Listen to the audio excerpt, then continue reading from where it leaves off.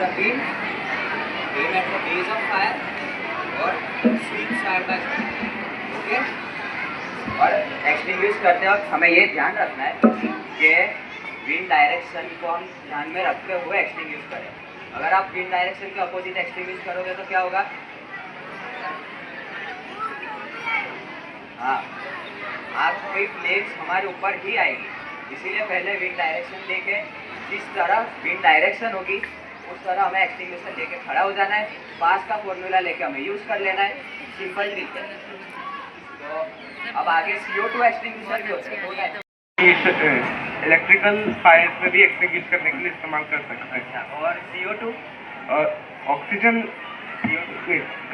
Oxygen हाँ, carbon dioxide वाले fire extinguisher को हम लोग ऑक्सीजन का सप्लाई कट ऑफ करने के लिए इस्तेमाल करते हैं. Very good. जैसे कि इसमें से कुछ ना भी निकले. वेरी गुड, तालियां बजाइए.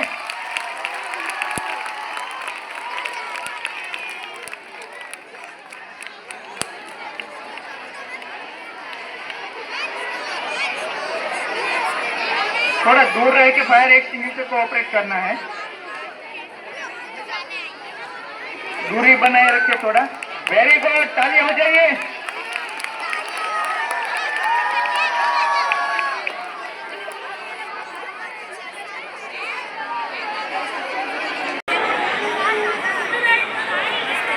चलिए बाहर खोलिए धीरे धीरे. पानी के नल के जैसे खोलिए. खोलिए और ज्यादा खोलिए. वेरी गुड, तालियां बजाइए. नीचे मेटल बॉडी है तो आपकी ध्यान रखना कि आप अपने स्टोव को स्टैब ना कर दो इससे. तो वेट को केयरफुली हैंडल करना है. अगर एक बंदे से नहीं हो रहा है तो 2 बंदे यूज़ करो. एंड सबसे ज़रूरी चीज़ ध्यान रखने की ये है कि फायर के केस में कभी भी पैनिक नहीं करना है. फायर सिलेंडर्स में जब आग लगती है तो कैसे गीला कपड़े से लपेट देते हैं. तो स्मॉजरिंग वही है, ब्लैंकेटिंग करनी है. एयर एक्सटिंग्विशर देखने के लिए आगे आ रहे हैं तो ऐसा नहीं करना. आपके पास ऑलरेडी स्कूल में फायर एक्सटिंग्विशर लगे हुए हैं, उसके ऊपर सब इंस्ट्रक्शंस रहता है. आप पढ़ के उसको समझ सकते हैं. चलो अभी अपना प्रोग्राम यहाँ पे खत्म हो गया है. Thank you so much for your cooperation. ये जो 2 पीछे खड़े हैं ना वो लंबे. वेरी गुड, तालियां बजाइए.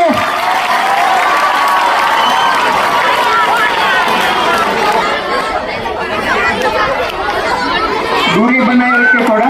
वेरी गुड, तालियां बजाइए. I would request everyone to be seated for a while.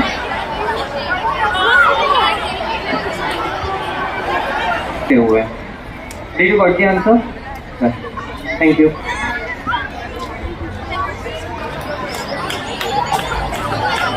Thank you everyone, to your vice principal also, and to you all guys. Cheer up once, one big round of applause for yourselves guys. तो आज हमें बताया कि जो fire triangle होता है वो 3 element से बनता है. हीट, ऑक्सीजन और फ्यूल से. उन तीनों में से एक भी चीज़ मिसिंग होगी तो फायर नहीं होगा. फायर नहीं होता फिर. और हमें बताया कि जो इलेक्ट्रिकल फायर होता है उसमें हमें वाटर यूज़ नहीं करना चाहिए क्योंकि वाटर इलेक्ट्रिसिटी का गुड कंडक्टर है. हमें ये भी बताया गया कि जो एक्सटिंग्विशर को ऑपरेट कैसे करते हैं उसका फॉर्मूला होता है पास. P stands for pull, A stands for aim for the base, S switch और S जो दूसरा S होता है उसका मतलब होता है स्विच. ये फॉर्मूला है फायर एक्सटिंग्विशर को ऑपरेट करने का. और हमने देखा होगा कि हमारे स्कूल में फायर बकेट्स रखे रहते हैं. अगर कहीं भी आग लगती है तो हम फायर बकेट में जो सैंड भरी रहती है उसको डाल देंगे तो कार्बन डाइऑक्साइड की सप्लाई, ऑक्सीजन की सप्लाई खत्म हो जाएगी और कार्बन डाइऑक्साइड ऑक्सीजन की सप्लाई खत्म हो जाएगी तो फिर फायर बुझ जाएगा. Okay, very good.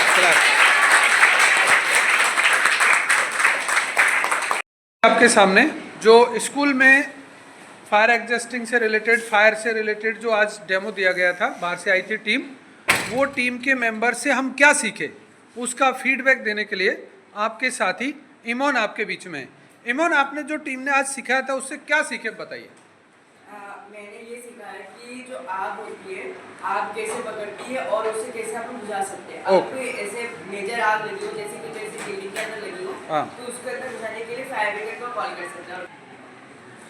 जब फायर लगती है तो उसके लिए आपको फायर स्टेशन को कॉल करना पड़ता है, जिसका नंबर है 505। फायर कैसे लगती है तो ऐसे मान लीजिए कभी इलेक्ट्रिकल शॉक हो तो उसके अंदर बिल्डिंग्स के अंदर आग लग जाती है। फिर अगर आप ट्रायंगल होता है फायर ट्रायंगल, जिसके अंदर ऑक्सीजन, हीट एंड फ्यूल होना चाहिए। फ्यूल जैसे कि आप मान लेते हैं वुड और ऑक्सीजन तो नाम मिले है। तो जब हीट पड़ती है तो तब जब ये तीनों एक साथ आते हैं तभी जाके वो जो भी फ्यूल होते हैं उनमें आग लगती है, जिसकी वजह से कंबशन होता है और उसके बाद आग लगती है। और उसके लिए आग लगने के लिए इनिशियल टेम्परेचर होना चाहिए मिनिमम। गो। ओके बच्चों, अभी आदित्य पाल आपको ये बताएगा कि कैसे आग को बुझाया जाता है, उस टाइम क्या किया जाता है। सबसे पहले क्या करना है हमें? सबसे पहले हमें इस पिन को निकालना है और उसके बाद हमें इसको खींचना है और उसके बाद हमें ये निकालना अच्छा, है। सबसे पहले कौन सी पिन निकाल ली? ये वाली, ये येलो, ये येलो वाली। हाँ, और उसके ओके। बाद ये वाली पिन निकालनी है। ओके।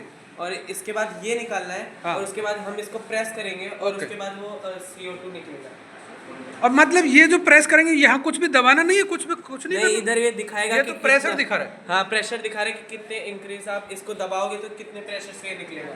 ओके। और इसका अगर सही से ध्यान नहीं हो किसी को और गलत तरीके से दबा दे तो कुछ डेंजर। डैमेज भी हो सकता है, आइस डैमेज हो सकती है। हाँ। और मतलब स्मोक की वजह से वो दिखना बंद हो सकता है, वैसे से हो सकता है। Okay okay. ये कितनी दूर प्रेशर करेगा? मतलब आप खड़े हो तो आपसे कितनी दूर तक उसका चला जाएगा अगर CO2? मैं इधर से अगर मैं प्रेशर डालूं तो इधर से कम कबर्ड तक वो जा सकता है। अच्छा, वो उधर वो बच्चा बैठे है, ये इस तक चला जाएगा, संदीप तक, यहाँ तक कि इससे दूर जाएगा? आशुतोष तक। हाँ, आशुतोष तक। आशुतोष तक तो आराम से पहुंच जाएगा। हाँ, मतलब हमें कम से कम 2 मीटर के आसपास दूर से मतलब करना है। चलो एक बार क्लैप फॉर आदित्य। ओके बच्चों, अभी आपने जो प्रोसेस दिखाई थी आज जो सीखे उसी के बारे में हमारी क्लास की दोनों बच्चियां बताएंगी।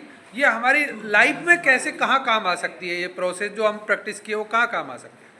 देखिए, अगर हम लोग मॉल जा रहे हैं और अगर हम मॉल में गए और वहाँ पे अगर आग लग जाती है, फायर हो जाता है, तो फिर सबसे पहले हम लोगों को ये जो ये येलो है इसको यहाँ से निकाल देना है। ओके। फिर उसके बाद ये पिन ये नॉब खींचनी है। फिर ओके। ये ऑटोमेटिकली निकल जाता है जब हम हाँ। इस पिन को निकालते हैं। Yes। इसको प्रेस करना पड़ता है। ओके। तो यहाँ से CO2 निकलता है। ओके। और ये तो 2 to 4 मीटर तक जा सकता है।